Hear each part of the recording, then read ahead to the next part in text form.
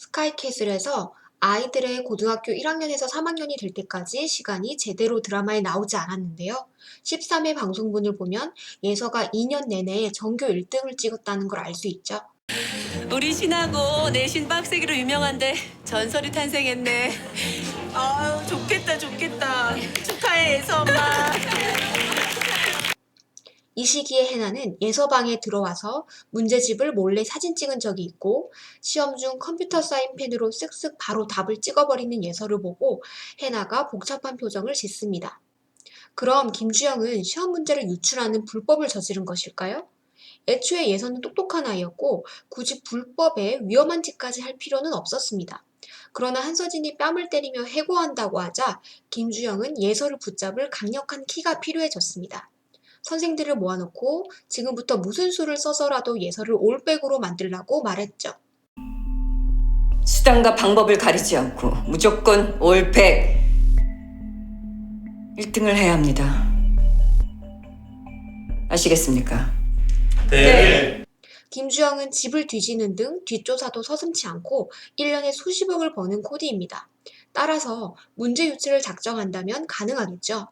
세리가 하버드 가짜 학생 행세를 한 것도 실제 사건을 모티브로 한 만큼 스카이캐슬에는 실제 사건이 많이 반영됩니다. 최근 S여고의 쌍둥이 문제 유출 사건이 떠오를 수밖에 없는데요. 해나는 예서의 문제집과 똑같은 문제가 시험에 나오는 걸 발견한 것일까요? 그렇다면 예서는 문제 유출인 줄 알면서도 신나게 시험을 보는 것일까요? 들키면 퇴학당할 수도 있는 일인데 무섭지 않았을까요? 또 해나가 뻔히 한 집에 돌아다니는데도 허술하게 쉬운 문제를 방에 꽂아뒀을까요? 하는 의문은 아직도 남아있습니다. 해나가 자살이냐 아니냐는 죽어서까지 복수하고 싶었을까에서 결정될 것입니다. 2학년 2학기 전교 2등의 성적을 받고 해나는 불공평하다며 성적표를 구깁니다. 애시당초 사교육을 많이 받는 것부터 불공평하긴 했지만 해나의 분노는 단순히 그런 수준이 아닌 것 같은데요. 뭔가 크게 잘못됐다는 분개에 가깝죠? 이건 정당한 경쟁이 아니야. 절대 인정 못해.